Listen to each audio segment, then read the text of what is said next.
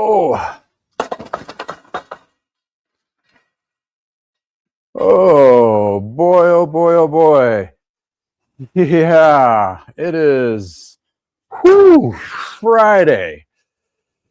Yeah, Freak Out Friday. Hey, hopefully you can hear me, hopefully you can see me, but I'm a bike mechanic trying to do YouTube, and what else can go wrong, right? Any case, hey, thank you for joining me on a Friday. It is Friday. I hope everybody's having a good Friday. And this is just basically a good little snapshot of what a bike mechanic, bike shop is basically dealing with on a Friday, at the end of the month. We're talking about last weekend in February, which is, well, the calm before the storm for a lot of us. Those who are just tired of inventorying and counting all the pieces and sitting in meetings about how we're going to do what for the season and bringing on new to help us engage and go through coming through the season and get them all trained up of how your shop does it. This is the welcome space or safe space for those who are avid cyclists as well as bike mechanic shop owners, independent bike shops, to hang out. And this is basically a free form podcast. And thank you for joining and welcome. And this is one of those topics where why is your local bike shop about to explode? Besides just lighting it on fire and collecting insurance, not the case. Or ultrasonic cleaner decided to take a dump and there you're at. If you are here looking for entertainment, sure. If you're here for mechanical advice, absolutely. I've been in the industry for 35 years. I used to work at Parker Bikes. That's my family shop in the 90s. We had all sorts of weirdness through then and through the 2000s. And lo and behold, what kind of crap storm we're going to deal with this year? Talking to my wife, significant other, this morning about the reflection of going into this year. A lot of bike shops are trying to get their ducks in a row. This is the time of year where a lot of shops have implemented a lot of plans and learnings from the seasons before and maybe heard some new ideas and they're going to try to implement those. And there's several channels right now that are actually imploring those ideas, which is great. More the merrier, better ideas. If you're a small independent bike shop, NBDA is a great resource. Even if you don't pay, there's podcasts and so forth to listen in, to be part of the conversation, or at least be in tune with the hell's going on in your neck of the woods or in the market itself. In any case, this is just going to be a little bit pull back, and I'm going to do a show a little bit differently this time around. I do have topics in my head, but as a brilliant person, which I'm not so much, I'm a legend in my own mind. And if you know that quote and you know that movie, put it in the comments below or comments in the live stream or chat, whatever. Again, I'm a bike mechanic trying to do YouTube. And let's start off with that. I started my journey of YouTube about 5 or 6 years ago. It's really just a platform to put a video of how to put your bike together after you bought it from me. That's kind of sat there for a couple of years. And after COVID, things kind of tapered off a little, right? And I'm like, oh, well, I may need to validate my website a little bit. So let's start making some videos. Lo and behold, that started a whole thing.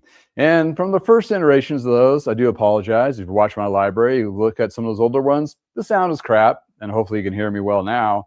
And the visuals are not that great. And the editing, well, I always need to improve on editing. And that's just one of those things, just trying to get through it. But one of the comments from one of the individuals that was watching me at the time, probably isn't watching me now because I probably alienated them or whatever, said, I like you. You're kind of funny. And I went totally Joe Pesci. Like, funny? Haha, funny? Like you think I'm funny, huh? Because I was being very judgmental or insecure, probably is more of the focus on that part of it. And hey, lo and behold, it turned out I was kind of entertaining. I didn't take it quite right. And I was kind of miffed for about 2 months about that. But anyway, I let that go and kept on proceeding to do my videos and doing videos through this time, celebrating like 6 years of doing this, about 4 years now doing it seriously. is one of those things where it's been a journey. It's not something that any shop can just pick up and do, or any individual to do that, because there's a huge failure rate. And I'm part of the 2% club. Like at 13,000 subs, you're like a part of the big group. So it doesn't really matter at this point. It does, I mean, ish, you know, please like and subscribe, but the realistically is view count. So if you're actually doing a channel, you're starting a channel with your actual shop, or trying to leverage that going into the next season, here's one gold nugget. I'm going to give it to you right now for free, no charge. And what I found from I do have other channels, but they're just fluff, fun, whatever, F around channels. But what I did find out shortly in the short term, when shorts went to 3 minutes to copy the TikTok thing, that actually pushed the algorithm out. So good news for you. You don't have to do lengthy edited BS videos. You can just do a 3 minute straight to the shot, case by case, boom, get it out there, and take 15 minutes of your day in your shop or whatever event you're doing and get it out there. And you will see, if you do it consistently, they'll definitely steamroll your channel to some level. Not a guarantee, but it'll definitely help out. So leveraging that, you're seeing a lot more tech videos from me for that portion of it. Longer content on live because, hell, I'm just tired of editing. And I will produce videos that are nice, polished, and so forth with Pinpoint, but there's going to be less volume of those because I just don't have time. Because I got a business to run. I got tune-ups to work on, bikes I bought for refurbishing, all those things. And that's a slow month of the year. Wait till March hits, which is in 2 days. Holy crap. 2 days, it's already March. Okay, so we're going to jump into the chat. If you have any questions or anything like that, there's no bad questions. Well, there is, but we won't pinpoint those. Well, we will. And again, I'm going to pull this back a little bit, a little more me. Let's just put it that way. I try to be professional. Always been trying to be professional. And there's a little edgy side of me because I have a dark past. But anyway, not enough that I'd worry about, you know, witness protection, that kind of deal. But anyway, we're going to just let it all out. And hey, it's Friday. Let's just get to the chase and let's be real, right? Because that's all we really got. And if we can't laugh at it, we're just going to freaking cry. Any case, jumping in the chat right now. Lawrence, thank you for chiming in. Good morning from sunny South Cal. Woo! It's always nice in your neck of the woods. But I was watching a comedian earlier, and it's like she's from LA, and she's talking about, you know, LA, big city life. We got earthquakes and floods with no rain and all sorts of weird stuff. Yeah, and fires too. So hopefully you have a very calm season out there and a lot of good riding ahead of you. 65 Bugnut. Hey, good morning to you too from Southeast Nebraska. Are you getting the amazingly warm weather as we are here in Front Range, Colorado? It's been pretty damn. I went riding twice, although there was wind. I went riding twice this week outside, and yesterday I did a lengthy ride, and I kind of did a loop, so I'd at least have a tailwind for at least a third of the ride. I timed it just right, so I didn't totally kill myself. But in any case, yeah, and it's supposed to be like freaking nice here. So that alludes to what service departments are happening in my neck of the woods. Like, we are kind of busy, and guess what? The tune-up discounts are done. Like, a lot of shops have cut those off at the end of February. They're now basically regular price. And I hate to tell you, if you're a consumer, rider, what have you, or if you're a shop owner, if you haven't really, I mean, you've already looked into this, like April, May, prices are going up. They're just going to have to. It's just what we have to invest in bike shops right now to get the service departments up going, between tooling, staffing, workflow diagrams, trying to see if we can do the 24-hour craziness, turnaround, what we're going to do with the volume, all that, because it's going to hit harder than ever before, for as I can remember, except for COVID, because that's what's really indicated what's driving the cycling communities right now. After last year's reactionary of all bike shops, like we didn't know what to expect. Here we are. Now we kind of know what to expect as the bike shops and consumers. So needless to say, it's going to be a wild and crazy ride.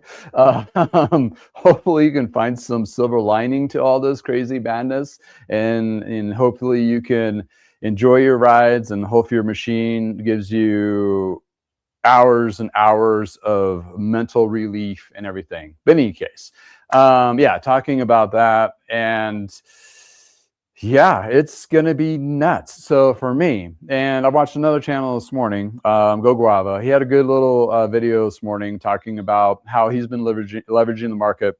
New to bike shop ownership. He's like 2 years in, and it's pretty interesting to see. It's kind of fun to watch. It's not a total train wreck, which is really nice, because I've seen a few of those, like, oh, I want to open a bike shop, and boom, like, it's not for everyone, and it's a lot of hardships to it, and it's a hard struggle, even if you know what the hell you're doing. And he has some really good insights of what he's leveraging, which alludes to our new era. It totally took a 180, and we're dealing with kind of some weird aftermath, right? And it's not aftermath yet. We're still in the mix of the hot mess, and we're still trying to figure that out. But we know service is going to be a big driver going into the season, which means, as a consumer, if you're watching this, and if you're an avid cyclist, any of you might tinker on your bike a little bit, if you need some of the heavier lift services, you're gonna need to make some appointments. Make sure you get into your shop sooner than later, because it's 70 in my neck of the woods, but those up north, like in Minnesota and various other places, still kind of crappy. But that one nice day that starts to kick off, you want to make damn sure your bike is ready to go. Reason you don't want to be waiting a week. You can take like, oh, I need this bleed brake because I don't have any brakes on my bike right now, and whatever. And they're like, you're 2 weeks out. And you're like, oh. And then you take it to another shop you've never been to. You may get the work done, but how well a product, how good is it going to be? And some of those shops, 24-hour service turnaround. Bike cyclists beware. Let's just put it that way. It could be done correctly, but it's usually not a chain store. And what I mean by chain store, a corporate-owned big machine. It's the smaller outfits that may have 2 or 3 locations, and they've dialed it. I've seen this done, and I've seen a couple podcasts, individual that actually has kind of figured out the secret sauce, and it's on the MBDA, one of their podcasts. So definitely watch that if you're a shop owner. Dip your toe into the 24, 40-hour turnaround. There's some insights there, but you have to have everything in place to do it correctly, because if you don't do it correctly, you're going to piss off more people than you were hoping to bring in. So you want to maybe just stick to your true to guns until maybe test some of those stuff. Is actually, honestly, right now is not really the time to do anything super new. Time to do some little tweaks here and there, and just hold on. I was going to say something inappropriate, but just hold on tight, because it's going to be a wild and crazy ride, for sure. In any case, yeah. Oh, yeah. About 70 degrees today. Awesome for you, Lawrence. In the high desert, going in the 80s today. Whew, that's sweating. That's like, you may not even be wearing a jersey weather. Nice. Check out my race rig on XC Race tomorrow. Nice. All right, get that out. Yeah, I have a customer did a state bike this week. Brand new out of the box frame. Most of the parts are new, build up kind of thing. He's doing a gravel race down, I think, a Pueblo, or something like that, in early March or something like that. Maybe it was just traveling. I can't remember now. But in any case, yeah, it is the scene. We're on the cusp of it, of the things just rolling, events and so forth, for sure.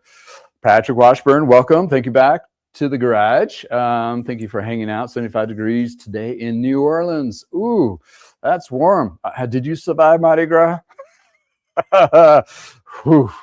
Anyway, heard you had some pretty cool rides down there during that time too. That's cool. And when I'm talking about chain store, yes, you're correct. That's one of them.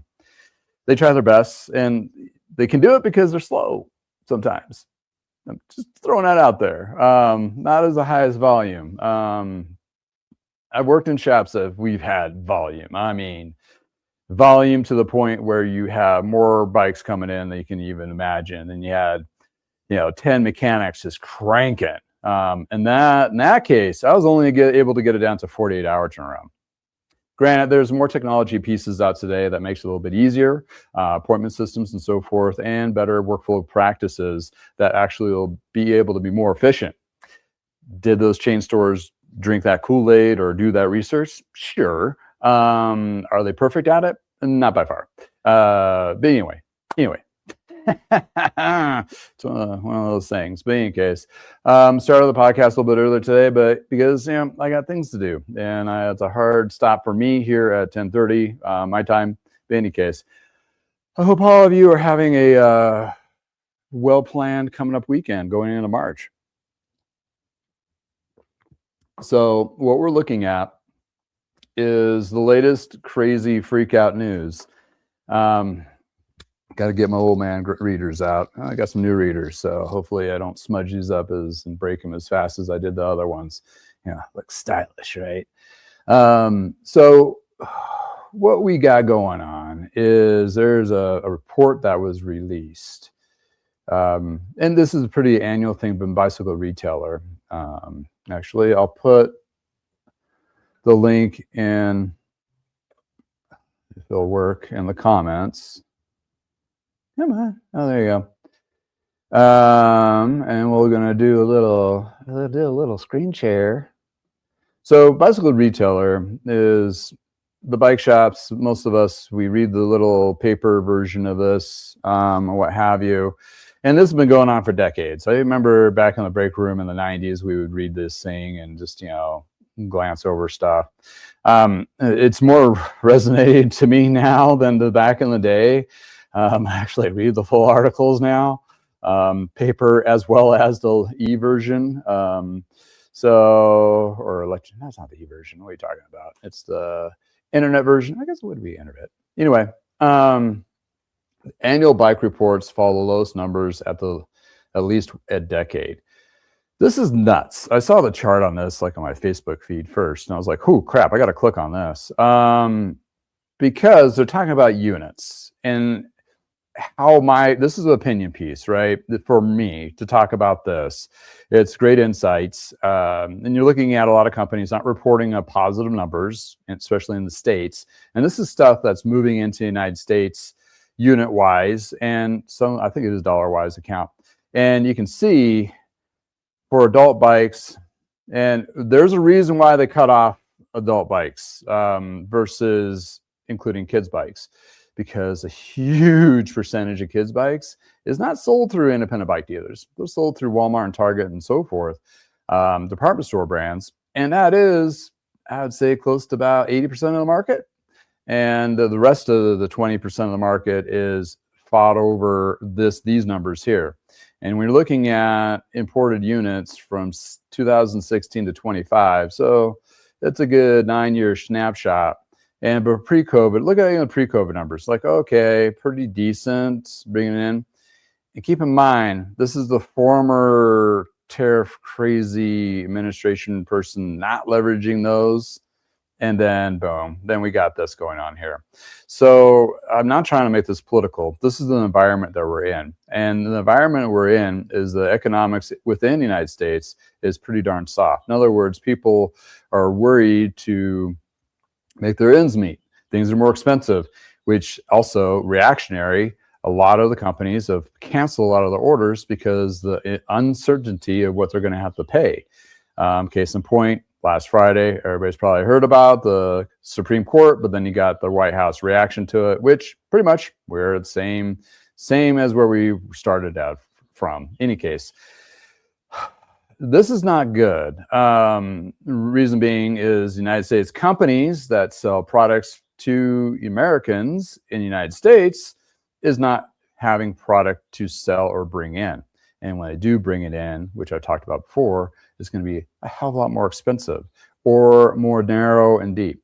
This chart I found was pretty interesting because back in pre-COVID, China doing about 80% of the actual growth or sales of units imported into the United States. And then you see this little sliver, Cambodia and Vietnam. This is where Trek and Specialized are producing their bikes. Well, they shifted from Taiwan for various reasons. And, lo and behold, 6 years later, Cambodia has now developed a huge pipeline of inventory.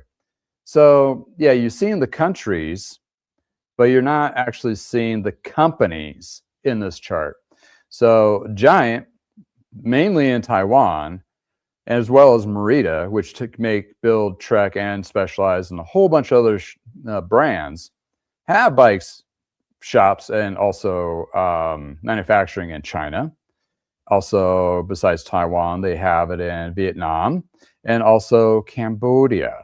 So, that alludes that you're looking at country tariffs. Are they building it, shipping it to Cambodia, which is not too far, and shipping it out of there to kind of skirt some of the higher tariffs or whatever the case may be?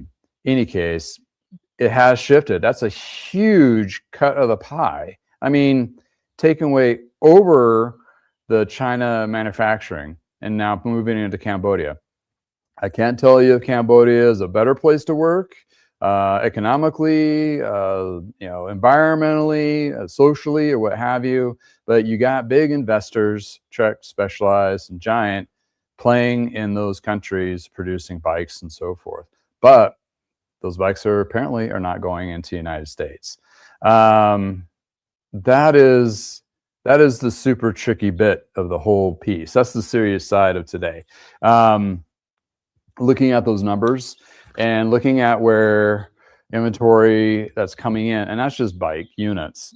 When you're talking about tubes, tires, chains, consumables, all those things, we have not really felt the true effect of what our economical pipeline or economical state has caused our pipeline of inventory going into the United States.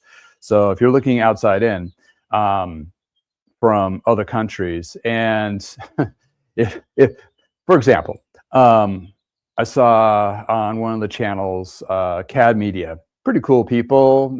Two of them are in England and one guy is in California now, oddly enough. All Brits. Interesting. Bike mechanic's wife, and a former racer. Kind of cool. It's entertaining for sure. It comes out on Thursday mornings. Check it out. It's a good listen into. But they were talking about a 3D printed shoe that was coming out. Like, you take pictures of your foot and you send it to them. They give you a 3D printed cycling shoe. And this is, I think, in Germany or one of the European countries. When I looked up the company, cool concept. I was like, oh, I might be as. I've always struggled with cycling shoes. They never fit. Apparently, there's studies out there saying cycling shoes just are old tech design, never really fitted new people or not new people. Your feet change, right? And there's all sorts of companies in the U.S. that leverage that, like Good Feet Store and all that, but they don't make cycling shoes. But it'd be nice if they did. But the thing is cycling shoes could be expensive. Trek and Specialized, they're selling $200-$300 shoes. This is a 3D printed, custom fit, guarantee fit shoe. That's €250 or whatever it is, which translates to be pretty close to that for US. And I'm like, that is pretty comparable to a very nice high-end shoe. Here's the thing. Cycling shoes, you hardly ever wear out. I have shoes that are over 25 years old. They're not worn out. I just got bored with them. So looking at that. But going back to the import-export, it's like I'm almost afraid to buy something from out of the United States because all of a sudden I'll get this little tariff bill going, by the way, you owe another 30% on top of what you just purchased to get it into the United States through customs. That's kind of like a buzzkill, big time, right? So nor are we actually wanting to buy a lot of stuff right now in the States. We're really kind of reluctant to buy anything outside of the States because how our own government is going to sabotage our own sales, which is a tax. I said it, and it's true. And however you feel about it, this is not political, it's just reality. So looking at it as a bike shop on a Friday in February, going, do I have enough chains for at least a few weeks? Do I have enough tires? And do I need to order any more cables and housing to do my next ride?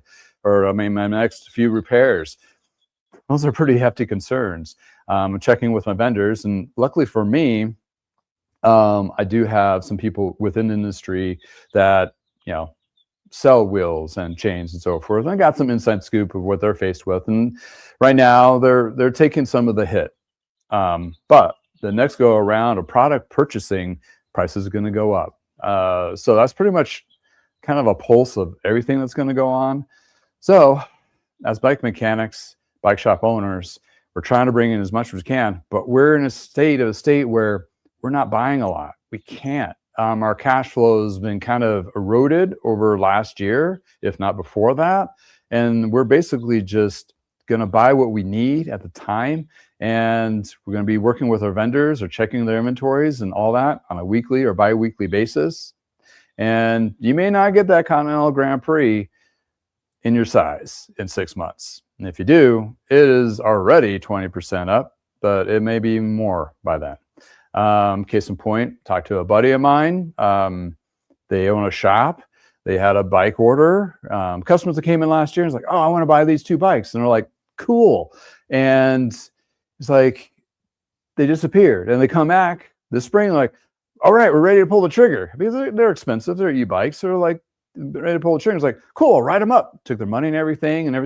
Went to his vendor. Vendor's like, oh, we haven't had those in a couple months. Sorry, dude. He's like, I can't lose a sale. Because everything right now is every customer, every transaction is on the line of what you need to do right now. I mean, taking care of your community, number one, and number two is like, you got to stay in business. So he reached out to other shops that carry that line. He was able to find a couple, and that's where the community within shops is becoming a lot more embracing. And this goes over. This goes over and beyond whatever has been. We have to work with each other, help each other out, be there, support for other shops, close and far, as much as we can, and not say just, oh no, I got to keep those for my own floor, because you might be in that desperate situation tomorrow. So if it's from small parts to big parts to bikes, and also basically circle the wagons, and like, we need to take care of ourselves as independent bike dealers. This is what I'm talking about. Independent bike dealers. Some of the corporate stores may help out. It's more of the staff at those corporate stores, because they worked at independent bike dealers. So they'll have they'll do what they can, but they still have to drink the Kool-Aid of the big corporation. But in any case, that's what we're seeing. The community of bike shops, it's going to be interesting, because I'm going to a show and a conference in Vegas later in October, or not October, March. I'm already in fall. I've already skipped summer, and here we are. No, just kidding. So I have 2 days at MBDA. I'm going to be talking to those people, a whole bunch of shops. It's a good conference. Hopefully there's a lot of team building. I mean, I'm more just going as a fly on the wall, and just kind of the experiences will be my first one of those I'm going to go to. And then the CABDA show follows that a couple of days, and then check out all the products, talk to vendors and so forth, and get some video stuff for you guys to watch, and give my 2 cents and whatever, that kind of thing, to bring to you the insights of the industry and that perspective. It's fun. So I'm going to have some good meetings. I'm going to meet some people that have met here on YouTube. We're going to be there as well. So that's going to be fun. But what's going to be interesting to see is what kind of warm hug community outreach that bike shops are going to be amongst each other. Because put it back in the day, go back in time, in the 90s, we did have partnerships, but with other bike shops. As in Parker Bikes, we traded bikes with Wheat Ridge Cyclery, Denver Spoke, and various others. But they usually were out of technically our market. And our markets were a lot smaller then, which is, within the city limits or whatever, right? And, they were pretty cordial. They liked my dad. He was a very big personality. And it was, we're a small shop. We were, it felt good helping us out. Well, the thing is our competition right down the road, about 1.5 miles, moved. We were in the location for a couple of years. Then he moved in, and he was a complete prick. He came after us saying, "I'm going to put you out of business." Literally, that's what he said to his customers and everybody around him. And he was he already had that arrogant level to him. He didn't put us out of business. We did go out of business, but unfortunately, my dad came down with cancer, so that put us out of business. And he gloated about it. But in any case, met the guy a couple of times over the years afterwards, and he's still pretty much a prick. But in any case, I think that was just his personality. And that may not have been an all next to the woods, but that was my experience of the aggression that we had in the 90s. Now, somebody opened up a mountain bike fix up garage thing literally across the street from me. And I mean, literally, it'd be great. It'd be like, hey, do you have this? Have that? Oh, you got a customer that has a road bike? I'll take care of that. You take care of the mountain bike thing. Fine. Because mountain bike or cycling industry used to be like this. And now there's so many different layers to it that bike shops are going to fold themselves into more of those niches in the last couple of years and kind of double down on those. And some markets can accommodate or actually support several niches at one time.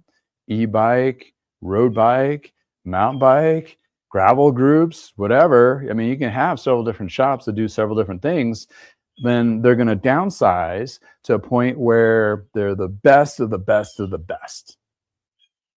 Actually, it kind of pushes us back into where you didn't go to the grocery store. You went to the butcher, and then you went to the farm to get your vegetables. Then you went to the bread maker to get your bread. Higher quality stuff. You get to meet the people. It's more personal. Is it the best thing or is it the worst thing? I'm not here to say that, but that's what the market is actually conforming a lot of shops to that. A lot of shops are actually, some of them, if they completely close their doors to the brick and mortar, might be moving into their garage. They just do something on the side or what have you, because they still want to be part of it. I mean, us cyclists that own bike shops and so forth, it's in our blood. We love supporting our community and the passion about bicycles. That's not even a question. Is how we run our business is what is going to determine if we can still do it or not. And some people, yes, have jumped ship and became accountants or whatever. That's fine. But most times they loop back in eventually. Hey, I left for a few years. I took off and went to Big Five Sporting Goods, worked for them for almost 9 years. And about 2 years into it, I started working part-time at the bike shop again. Although Big Five was paying all my bills, provided me health insurance, and paid vacations, which no bike shops at the time were paying that.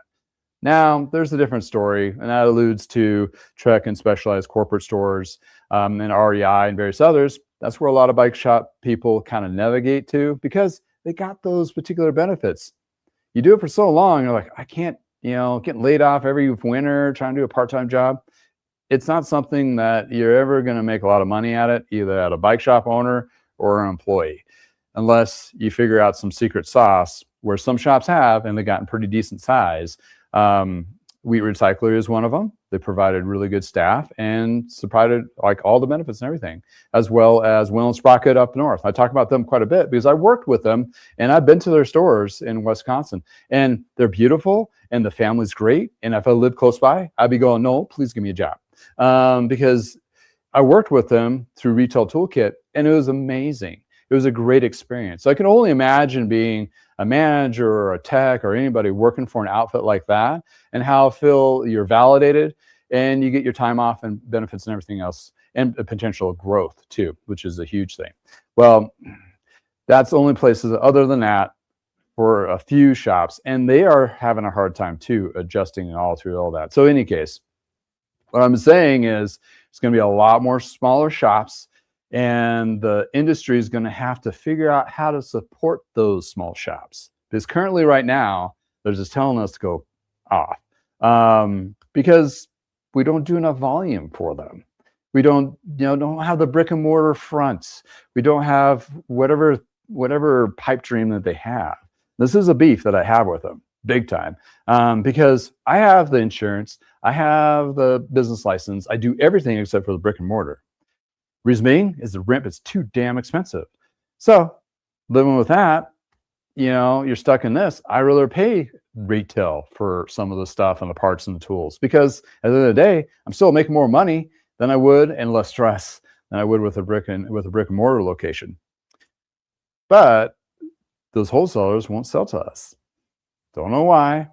There are a few that are starting to, and that is the new iteration. And because of the new iteration of bike shops, you're going to be seeing more small, more localized, more precision is one of those things that, you know, that's our new environment. And for those, you'll still find passionate people like myself. Why do you think people drive an hour and a half either direction from me, from up in Wyoming to south of Denver, to have me work on their bikes? Partially because they see me on YouTube and go, hey, he really digs what he's doing. And I really want to meet this guy that actually works on it. And it's kind of a weird fanboy kind of thing. I don't know. It's still bizarre to me because I'm a bike mechanic doing YouTube. But needless to say, that's not all for every shop. But there is that sense of connection that they see and then trustment, and then I thank them then trusting me for working on their bikes, which is huge, huge. So those are the couple things that are going to be changing, and hopefully you'll be seeing in your local bike shops, because I've been thinking about this, the stigma and the attitude and the policies and procedures of a lot of shops for various reasons are trying to sell every part under the sun on your bike. If a bike's too old, they're going to try to sell you a new one. A little bit of attitude that goes with that, arrogance, and that's like all three of those things are just, because if they don't cut those and retrain their staff, they're not going to have a very successful service department season. And if they don't have a very successful service department season, they may be going out of business. That's just the cruel reality of it. And the customers that are coming in, they've already had they may be pretty new to it because they're like, oh, I got this bike online, it needs to be put together. Or I got these parts and I need to have them installed. I bought them off of Amazon. And they need some help to have those brakes bled on a new set or a used set that is bought off of Facebook, Craigslist, or whatever. The bike shop used to have like this, oh, you bought it from somebody else, not me. I'm going to be the prick for the next 10 minutes until you decided, like, I'll never go here again. They need to change that attitude too. Oh, cool. Let me help you and go along with you. And thank you for taking me along the journey of fixing this bike up to whatever you want, whatever project. Let me be part of that. That's awesome. That's great. That's the kind of personality that you want. Case in point, that's what I've been bringing to the market for the last 5 years. And guess what? A couple of those customers, I call them community members because they're part of a community instead of just customers. They've brought in several bikes for me to work on, several builds to build up, and they bring in parts. That's fine. I have no problem with that. It actually saves me time for vetting and trying to figure it out. I'll put it together, and I'll deal with the other heavy lifting of bleeding the brakes and watching those videos again and making sure I do it right and make sure the contacts and all those things. So at the end of the day, they got their bike that fits them, and wherever they want to go down that journey is a big smile on their face, at least until they decide to get another bike, which in this case point constantly rotates through them. But that's the personality of the shop. That's the warm hug I've been talking about. And that's where, if you haven't done that in your service departments and you're a bike shop and you've, trying to navigate this new norm, that's one of the bullet points that you better be driving home with your staff or yourself, because some of us have been around for a long time. And I do admit, you do get crusty around the edges. You get kind of like, this is what it's supposed to be, whatever, and that kind of thing. But you got to be very mindful of how you're expressing yourself. And it's hard for bike mechanics because they're more of a mechanical person mentally versus expressing. Case in point, the good customer I was just talking about went to another shop that's close to me in my neck of the woods. And they went in there and they figured they'd go there because it's closer to where they live. It's fine. They wanted to have a tubeless tire set up real quick. Like, here's a wheel, here's a tire. I just needed to have the setup real quick. I didn't have time to set up an appointment with me. That's fine, what have you. And he perceived this way. He walks in with the stuff. It's like, yeah, I need this tubeless setup. And salesperson goes, or mechanic goes, oh, did you bring in sealant? It's like, no. It's like, oh, that's okay. We have sealant. And it came off in the sense of being judgmental.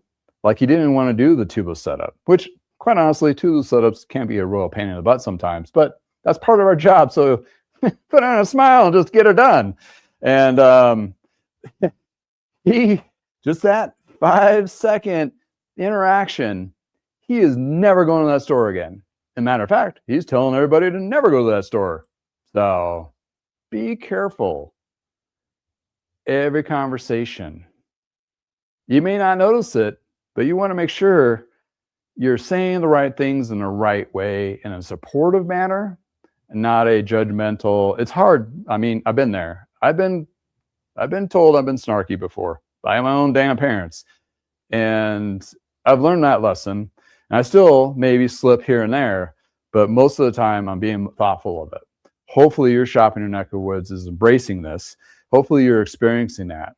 If you're going to a shop and you're still getting that old school attitude, maybe that's not the shop for you. Maybe you just have to go to there because they're the only ones that are close enough, and you might be stuck with that. But there's a lot more little shops coming out, and they're soon to you. More of the branch off mechanics decided to do it on their own, mobile, what have you, are going to become more of the norm for the next short term, 3 to 5 years. Then you're going to see in the big shops. It's kind of that huge divide, a huge reset, a new utility era is AI likes to call everything now. And it is kind of true. A lot of people were fixing up to what they have. They're trying to get out there and get some exercise and riding because they got to deal with all the stress, or they may need to get rid of the vehicle because somebody got laid off in their household. All those things, lots of things. It could be good, it could be bad, it could be otherwise, and everything in between. Us bike shop mechanics have to be there with a smile on our face and warm and welcoming to come in. But the customer needs to know that after this week, things are going to get really busy for us. And when it gets busy, if we don't have everything straight and ready to go because it hit a little too soon, we may get a little stressed out a little bit faster. So be patient with your bike mechanics and bike shops. And bike shops, please, please be super engaging, encouraging, and positive to the community that's walking in the door. That's all we have right now, is that positive community. Because if you turn that, we don't have enough customers out there to take care of all of us. That's the fact. They're going to Walmart to buy those bikes. Sorry. They're having bikes sent to them direct to consumer. They may need you to put them together. You better not give them any attitude for it, or you're never going to see them again. Those are kinds of things you want to make sure that you are embracing and thinking about this on the last weekend of the month going into season, because I've been in a lot of seasons. And this is going to be a weird one. But if we all together and if we work together with my other shops and community and trying to keep my customers on the road and happy and riding, and yeah, I might be able to get exactly what they want for a part, but I'll get something that can work for them now. And, later on, the next set of tires, maybe we can get you back into those Continentals that are out of stock right now, that kind of thing. And, explain to all those things. But it's becoming definitely a huge turn. And listening, and it's not just me. It's not my viewpoint here in Loveland, Colorado. It's, when I'm talking to people across the nation, listening to other channels and how they're dealing with their customers and their environment's changing, and dealing with their vendors and how those vendors are changing their perspective pretty darn quickly. It's a huge shift. It's the new norm for a while, and good, bad, or otherwise, how you feel about it. I hope at the end of the day, you're getting a better experience at the bike shop. Hope you're getting attentive, experiences, help me out here. One of those things that you're just having a better experience, and then you get out there and you're riding and you're having a good time. But cycling's fun. It's supposed to be fun. That's what we're in the industry for. That's what we're doing, that kind of thing. Heavy Metal Cycles, thank you for chatting in. Austin, Texas. Oh, I bet it's nice there. Jared Clark. Oh, you're quoting our former boss at Lee's. Yeah, Archie would say, I'm not here for your mortgage, to pay for your mortgage. Like, he was an interesting cat. Yeah, interesting. Yeah. If you knew him, you know. a lot of those owners are no longer doing this. Yeah, they've had their successes and they sold their shops to Trek or Specialized. They're out. They saw the tea leaves in COVID. Like, oh, our numbers are good for at least a hot 6 months. Show me the money. I'll sell you my shop, because they know it's going to hit harder before corporations knew it. They were still on a hope and a prayer that lasts for another 3 years. But in any case, that didn't happen.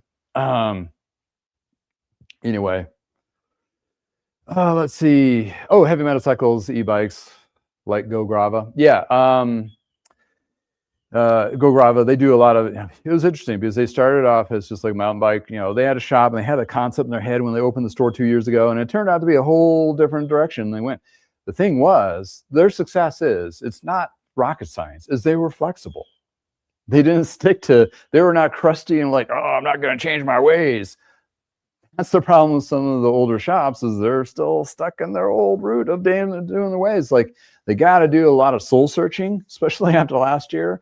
I'm sure a lot of them have, and you'll probably see a lot of different flow or feeling of how the shop is going into the next season or 2 or 3. Especially, I think the next 3 are going to be a lot of this, but we're here to help. And Bradley, when a common person I have on my show, my channel, he's been in the industry for 50 years. It's like, I mean, you're not completely safe, but you're better positioned for what you do than a lot of shops. And he is right. Service blown out of the door in January, completely crazy. February softened up a little bit, but that's okay because I got other things I'm trying to get done. In March, it's already starting to pick up again.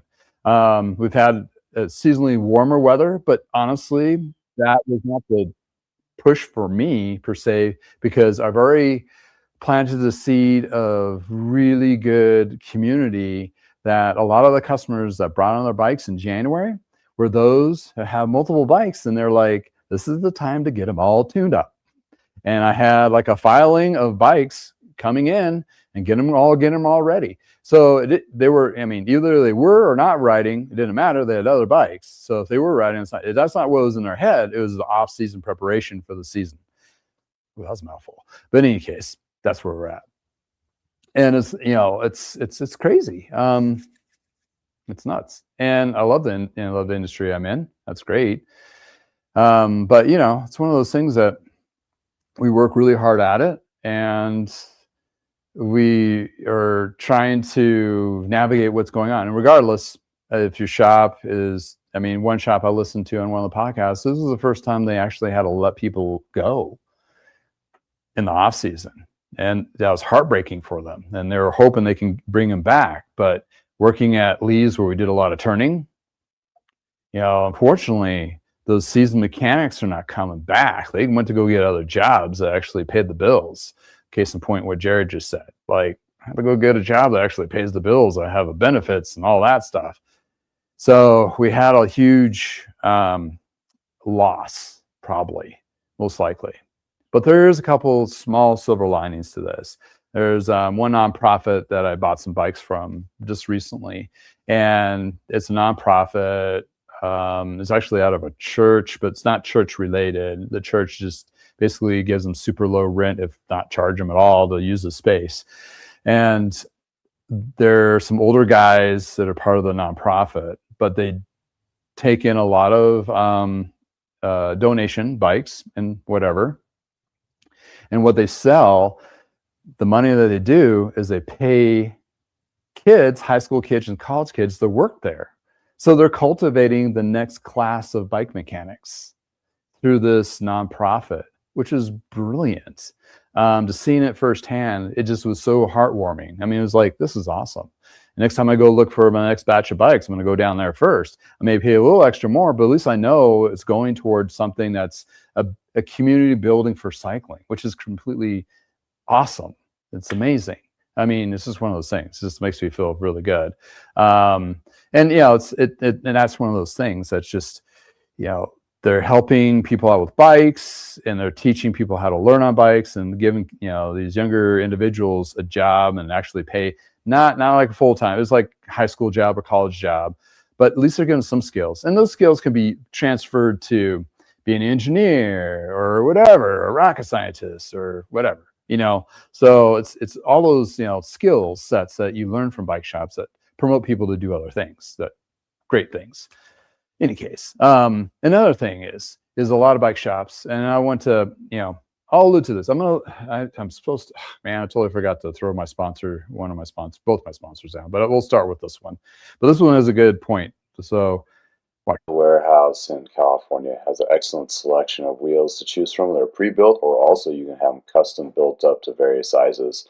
You can reach out to them directly if you have something unique like the 650 wheel or a different style of hub. Therefore, it makes it an excellent bike wheel set company that actually provides good wheel sets without breaking the bank. You will find them being very trusted and true. They really hold up under a lot of different riding conditions and so forth. It takes the standard old school wheel building practices and puts them in a better format. But in any case, this is a wheel set you'll be really love to have. It'll perform for you for a long period of time, and the quality and the attention to detail is superb. You'll find information about this company in the description below, with also my personal coupon code. I hope you find a good wheel set where it works for you. So they're part of my trusted partners, and I'm so super. I have a couple of them, and I'm super excited to this next venture of my business. I use them to get wheels for my service. And they reached out to me a couple of years ago, like, hey, we still make really decent, nice upper end-ish to mid-range rim brake wheels, which is a lot of my thing. Why do I bring this up? Well, yeah, they're providing a good product. I have one set here. This is one of the front wheels. A lot of them are hand built, and the prices are not too expensive. Here's the thing. So consumer or bike shop alike, you're gonna, if you like, okay, I got this Damane 2015 rim brake bike behind me. And if one of the wheels was bad on it, I mean, a Damane with Ultegra componentry, okay, it's like pretty up there. It was like a $3,000 bike at the time, whatever it was, right? Your customer or yourself is not going to want to go too inexpensive. I mean, if you had a damaged wheel, it could have been just by fault by driving over it or what have you, but most likely you wore it out or something, right? So you like riding. That's the case. You like riding, and you ride your bike, and you want to invest. Like, I'm okay. It's like you can get, you can go crazy and go get carbon wheels, spend a $1,000 on those or something like that. But let's say you're a heavier lad like me. I'm 2+. Trying to reduce that, and don't judge. No judging. But I'm a chunkier rider. And I'm okay with that. I'm still healthy-ish. But the wheel sets, the carbon wheels, they have weight limitations on them, and getting there's some good deals on there, like on Amazon and so forth, and they're probably fine-ish. They're probably making them for somebody else-ish, but I'm still more of a traditionalist. I like the steel, aluminum, hand built. That's where these come into play. What came off of this bike originally is, I'm going to just do a side-by-side comparison here for you. So you got the Bontrager race, right? And Bontrager, they had these built from, some company in Taiwan would build these up for them, that kind of thing. And, it's like a little bit flared out spokes. I think it's a 20 spoke wheel. This is a 32. They did this one because, I needed something a little more I wanted a more durable set. That was my choice. But you can get something similar to this from that. Well, here's the bit where bike shops are buying from right now is from vendors, and the vendors are just to name out QBP, BTI, JBI, whole bunch of algorithm, whatever, up whatever. They are primarily the go-to for a lot of these bike shops when they're doing a little catalog search. That's what the laundry list there. Those vendors are having a hard time bringing in a lot of products. Case in point, QBB is dropping bike products, narrow and deep. They're really doubling down. The mid-level to high-end level, not extreme high, but like alloy strong wheel sets are becoming a little more harder to find, and that's going to continue down the road. So for yourself as a cyclist, or for you as a bike shop person, a mechanic, service manager, whatever your role may be, I'm working with them to come up with a wholesale pricing for bike shops. To be able to, you can buy these new now as a consumer, and there's a 25% discount code in my trusted partner page on iknowaguybicycles.com. So you can get a little bit of discount there. If you wanted something specific, like this rim with a double butted spoke with a Ultegra 105 hub, there's a lot of options you can do there. You can get lost in the weeds there a little bit as a consumer, but as a bike mechanic, you get this bike in, and QBP, JBI, and whoever doesn't have a wheel set that's going to not work very well. And what I'm getting at here, we have to start thinking outside the box, and a lot of us have been. I'm not going to say everybody's been stuck in this rut, but we need to start thinking about the customer's experience. Like, okay, let's get a wheel set that's going to be pretty. It may not be a Bontrager because they probably stopped making the rim brakes, because it's all disc brake now from Trek. So you have, then you're going to try to vet a nice wheel set. This is like the fourth or fifth set I've gotten of these. These are like awesome, and they're tensioned, true right out of the box, ready to go. Really good for the consumer, direct to consumer, or for a bike shop that wants to leverage. So I'm working with them to help pipeline this. Here's the secret: they used to sell to the suppliers. And suppliers are like, oh, we don't see we need that. But as bike mechanics and being in the service industry, we need those products. In any case, don't tell anybody. So you're basically cutting out and getting the price and be able to, because do we need to go through the wholesale chain? Okay, you got a company either in the United States or in Taiwan, they make the actual product, right? And then they sell to the wholesalers, which is a markup. And then you have another markup that goes to the bike shop. Yes, and that bike shop takes another markup, so you get markup before you buy it. This cuts out at least one of those, so it makes it a little bit cheaper. Maybe that's why we can do 25% off of the wheels. Maybe, I don't know. In any case, so that's one example. The other example I'm going to use before I'm going to have to sign off, because my wife's going to drag me out of here without any forewarning. Yes, because she's my boss. Even though I own my own business, I still have a boss. How's that work? In any case, there's a lot of companies that have been already out there doing this. Case in point, the Pros Closet is starting to do this. Refurbished parts, used parts. I saw an ad, they emailed, whatever. It's not new into the industry. There's a lot of outfits similar to mine, more so, that just you'll tell, you can see them on eBay. They have like 10,000, 15,000 not transactions, but it'd be comments or whatever, that kind of thing. And and you look at the laundry list of stuff they're selling, it's like thousands of parts. So they've been in the business of taking bikes, taking parts, cleaning them, refurbishing them, and actually has an inventory for those individuals that want to match the exact componentry. So if you get a bum shifter on a brake set here, let's say there's a mechanical brake, and you want to find the match one of those, they're not selling them new. They're not available. All they're in now is an 11, 12 speeds now. Most likely 11, especially 10 speeds. You won't be able to find 10 speeds for shit. So you go to eBay, you find a refurbish set, not actually too expensive. So the bike shop can buy that for the customer, or the customer can buy that and bring it in.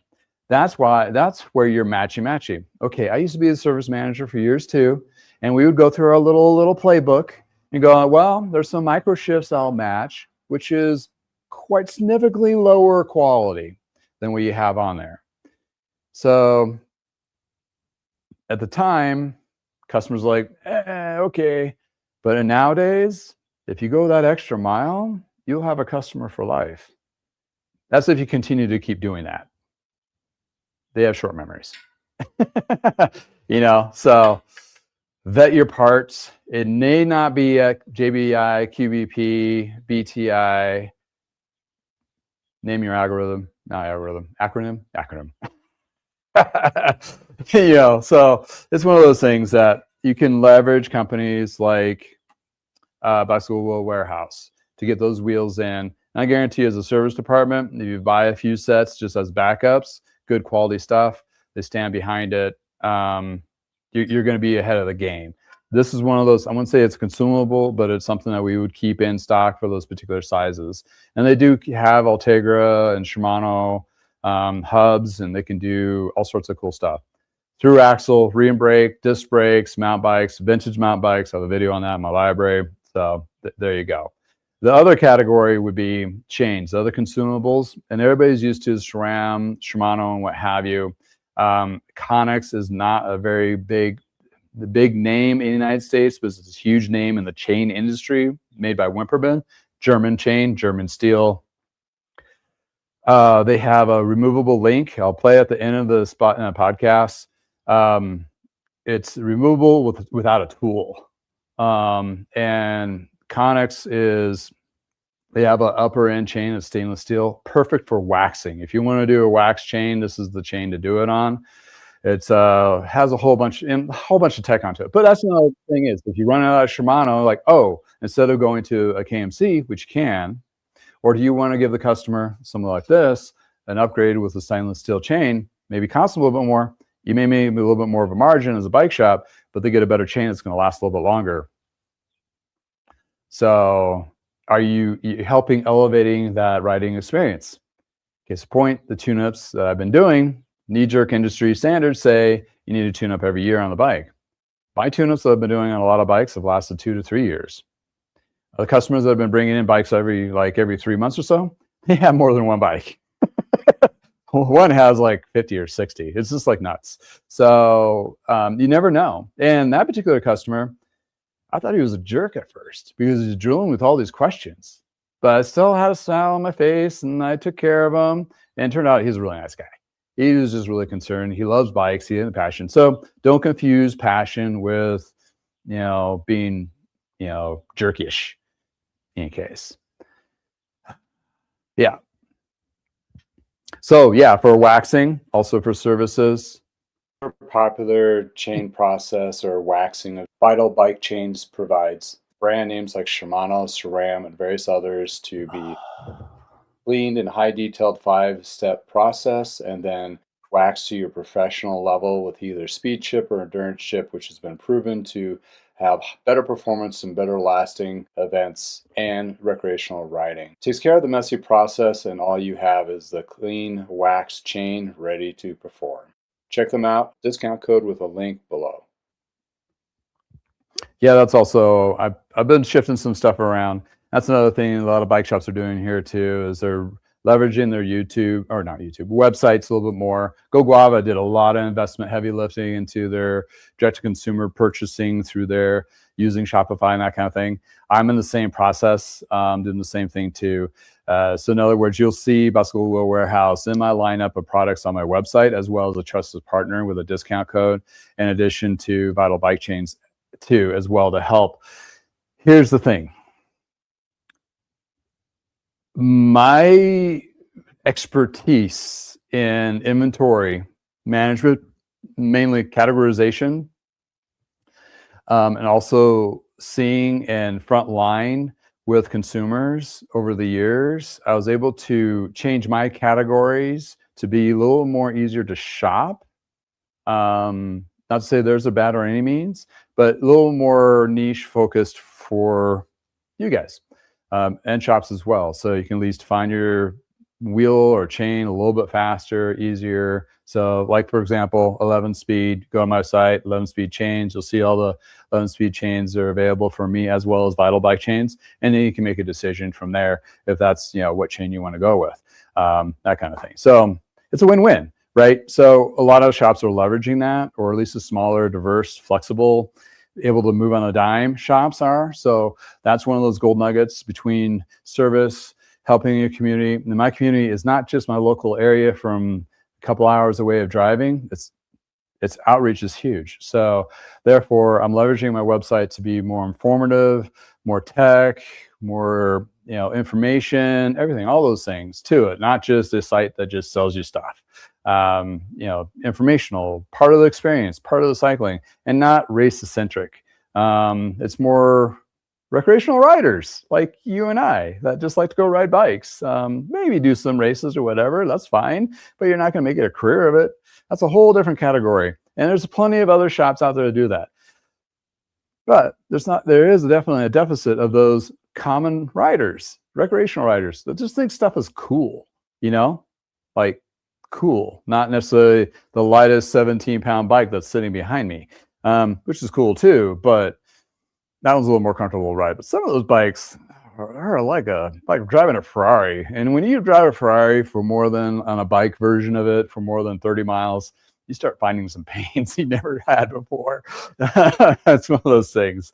But anyway, but yeah, it's just one of those things that the cycling industry has to do a lot of soul searching, and that goes all the way down to the bike mechanic or the bike builder, even from all the way up to the CEO of the big corporations. So we're all in this together. That's what we have to try to remind ourselves and be part of the community, either for the cyclists that are out there watching us and riding and doing the things that we wish we were doing ourselves while we're working on your bikes, but we like working on bikes too. And then it goes all the way to those who have to format their thought process of cut the snarkiness out, try to help the customer out, go an extra mile. Don't give them any attitude if they find something else somewhere else, but sure shit, you may not be able to get it either. It's a different environment. So you want to be able to be supportive and part of that transition, because if you're not part of the solution, I can guarantee you're part of the problem, and the part of the problem people are not going to have shops, and there's going to be a huge loss of bike shops this year. We've already seen that within the corporate stores, reducing the locations, which is a huge, horrible deficit. That's a whole nother topic, but it leaves those communities without a shop, and that's horrible, because where are you going to take Johnny to get their tube fixed, or try to bleed those brakes if you can't figure it out yourself, or whatever the case may be? And that cuts those people, make it a little bit slower to get those bikes going and rolling. Yes, more on the service side than selling bikes. You can buy stuff online. I can go buy 10 bikes off Amazon right now if I wanted to. But when it comes to service and getting the specialty mechanic expertise and safety first, fit then safety. This is the things you should be in your head when you're thinking about bikes. And you want to go on that ride and making sure that little Johnny is not going to run into a tree because his brakes actually do work, or veer off and run into whatever. So those are a lot of things that we have to put on our shoulders and think about, and all those processes. And look at that. We got Go Grava. Great video this morning. I guarantee you to, if you watch that, you get some insights. Those other videos are really cool. And also we'll be seeing you in Cabda. I think NBDA might be having, check them out too if you want to do the conferences before that. I thought it was going to be some interesting insights. And Precision e-bike, Josh over there, great team as well, or one team member, team of I. All right. Oh, thanks to Go Guava. Our weather on the East Coast has been horrible. Yeah, I've heard you've been having. Not to make you jealous, but it's super sunny and nice out here. Feels like, well, it's probably 70 degrees right here as the sun's coming in. I've had the garage door open the whole time. But yeah, it's been pretty nice. Oh yeah, Vital Bike Chains. I'm going back in the chat here before my wife comes and pulls me out of the scene here. Ryan from Reno, thank you for chiming in. From Reno, Nevada, working on bike maintenance brochures from a shop. Yeah, brochures. Yeah, I kind of have to redesign that too. It's complicated, right? Let's just do a hot second on that, because when you look at a bike tune-up, when you have it on your board behind you or your website, it's like, that's really a generalization, because it's going to be different from an e-bike to a mountain bike to a road bike to a gravel bike. And then you throw in disc brakes and hydraulics and electronic shifting and motors and batteries. So there's like a generation base start, and that's how you have to communicate to your customer. And it's like, because if you start telling them all the upcharges, it's going to be more expensive for all those things. You have to be very politely and say, it's because there's so many different bikes out there. So this is the base charge. And then we go from there. Some things will be a little bit easier and some things will be harder for us to do. So we'll adjust that. And that's another gold nugget to a lot of you shop owners out there. Have a buffer of give to the customer in that tune-up, like $25 or $50 of free labor. Just built it in there. Because if they itemize it, like, oh, I bled your rear brake, it took you like not too long to do, but it needed to be done. Instead of going to the customer and doing all that, and it's a really good customer, do that job for them. It's like, yeah, we bled your rear brake, and now it's like solid, no charge. We'll charge you twice next time. That will embed a customer for life, coming back, continuing customer, because you do the extra mile mechanic. You're not good enough mechanic, just getting it good enough mechanic, which no room for that this year. It's the extra mile mechanic. Oh, I did this extra thing to make sure your bike is safe to ride or performs better, or we took a little extra time on this to make sure it was right. Making sure right the first time gives them a better experience down the road, so they're not constantly coming to your shop to get that fixed over and over and over. Try to get it done right the first time. Sidebar, sorry. Yeah, Vital Bike Chains. Yeah, I did that it's like across the way there's State Bike. I made a little video of it. Did I put that out already? I don't know. I've been doing so much stuff lately. Yeah, excellent wax for that speed chip. That's pretty cool stuff. Went on it was pretty nice. So yeah, it's working with them, trying to, I'm not going to do, I don't have extra little pots of stuff. I have like one pot of wax, and that's as far as I'm going to go. I don't have time for all that other stuff. So look for Vital Bike Chains for your higher performance specialty wax blends. Like, I don't know how to do that right. In any case. All right. Precision got ready for the Rio swap. Oh yeah, I've been hearing about that. Been thinking about that, but I do so much stuff already. Just on eBay and Facebook Marketplace. That's part of my business anyway. So, but a lot of people have been leveraging bike swap stuff. I mean, Bike Farmer, you've heard him, you've watched his channel. He's been to like 3 or 4 of them, just clearing out all his bins and so forth. It's a great way to find good parts and stuff. It's more just a hangout thing in my perspective of going somewhere. It's kind of like a bike show for used parts and frames and bikes. But it's more of an experience. You go to a couple of them, they're fine. Unfortunately, I just don't have a lot of time to dedicate to those kinds of things. But you see a lot of groups and so forth there, and it's community building events. They're a lot of fun. Some shops actually do them. I think Wheel and Sprocket is doing they're starting to do their own version of bike part swaps. So basically, they sell all the customers, just bring in all your shit. let's go do everybody can mull over it, and you all figure it out and have a great time. But anyway, that's where we're at. Yeah, it's nuts. I look forward to it. The last weekend of February is always like, regardless of what year it's been, it's always been like a sigh of relief. Because over all these years, you've fought to get through winter.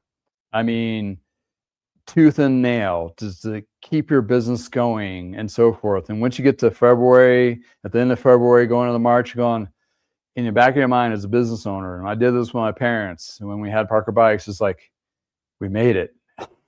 Another year. We made it another winter. Okay, let's bring this on. Let's hit it hard. Let's do it. You get kind of refreshed a little bit, jazzed up. And you got your new products and stuff in the market, in your bike shop, new processes. You're ready to, this is when the rubber hits the road. And as your consumers out there, this is when we start, like, we're ready. We're bright-eyed and bushy-tailed and ready to go at it. But it's going to hit hard and fast in some areas. I mean, Go Guava, they're still in cold weather, so the service part of it's not going to kick in. But what I've seen, what I gathered from his video this morning is they're pretty darn busy. Not just busy work, like busy. So same here, like I mentioned before. So I'm still excited. It's just, I'm prepared. It's going to be different. But support your local bike shops. If you're a cyclist, if you're a bike shop, support your other shops, and definitely support your community. You shouldn't be needed to be told that, but it's one of those things that get out there, be part of the bike swaps, just bring some stuff in or just hang out and shoot the shit with everybody. Those are your peoples. And don't be, felt like you've been alienated or, undercutted by any of that, by somebody bringing in parts from, either from the bike swap or from Facebook Marketplace or new off of Amazon or any of that. You got to go back. It's like, you got to be the supporter here, right? You got to, it's not like you're not going to have some of that business anyway. Don't think you're going to have all of it. That's the problem. A lot of people get these bike owners are like still pissed off at Canyon. Like, I will not work on one of those. It's like, are you kidding me? They're the perfect customer because they bought a nice bike. Now it needs some work. You better be the person for them.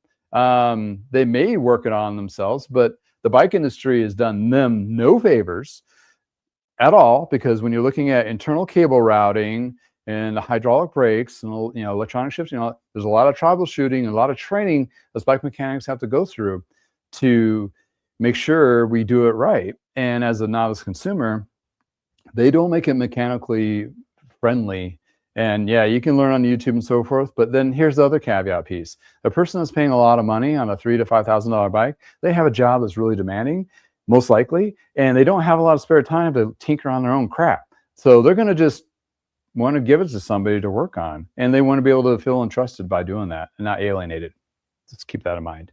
So just remember that everybody has their own journeys, and you do too. And just, always try to have a smile on your face and kill them with kindness. That's what's worked with me so far. And I have a great community. Bike shop owners, Aaron from Go Guava, Bill at Vital Bike Chains, Josh at Precision E-Bike that are in the chat right now. They're awesome.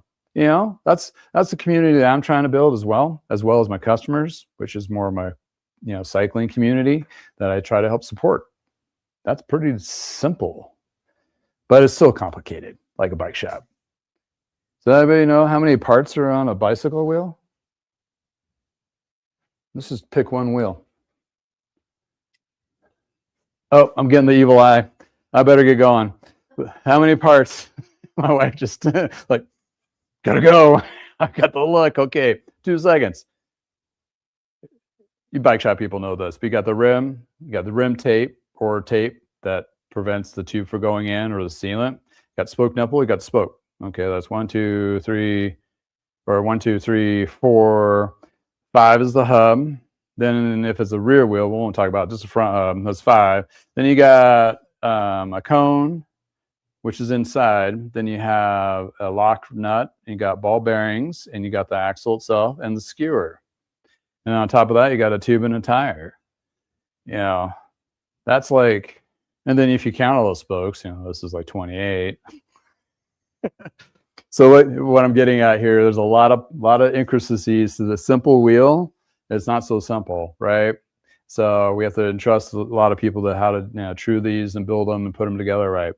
So what really cracked me up is I think it's looking at Trek's labor page, and we have like 152 touch points on a bike. Like, are they counting every spoke nipple? Anyway, side joke.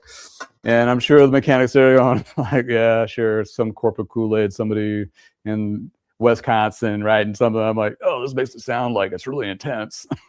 It is and it isn't. I don't know. Stretch the truth much, Trek? Just kidding. Oh yeah, you got to count the little, individual bearings. Good one, heavy metal cycles. Well, what if it's a cartridge? Do you pop the seals off and count the bearings and the ring inside there? Do you count the seals? Oh, we can go on all day with this, but I can't. I gotta go. I gotta go. Any case, like I mentioned before, I'm going to leave you with this short video of Connex links. I decided to put this in the videos for those who are out there, bike mechanics as well, especially bike mechanics and also novice. If you see a Connex link come in your shop, it could be on a Shimano SRAM or Campanile chain. It'll say a Connex link on there. Do not use a chain tool. You can't.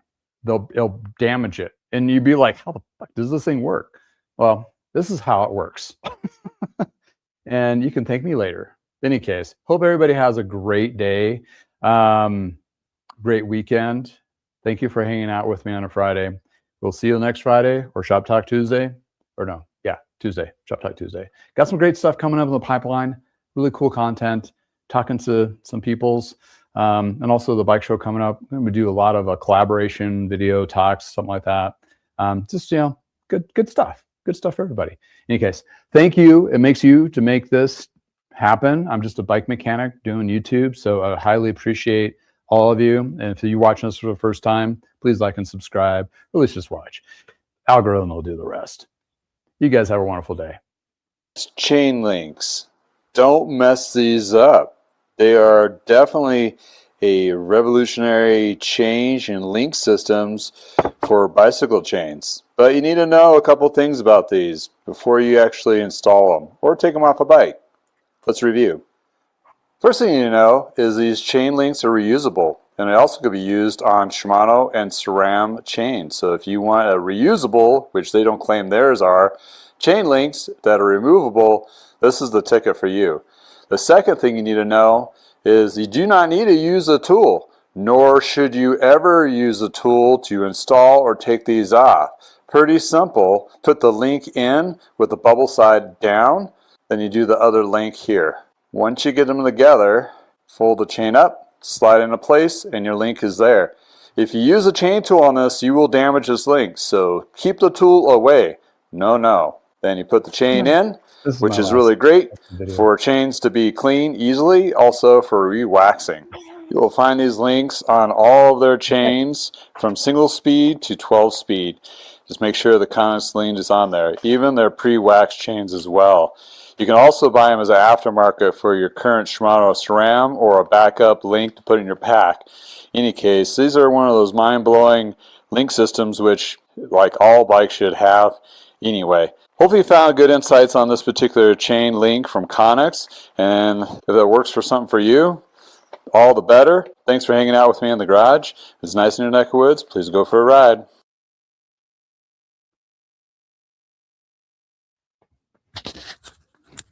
Man, I got the final warning from the wife. Gotta go. Go. Thank you, everybody, for hanging out.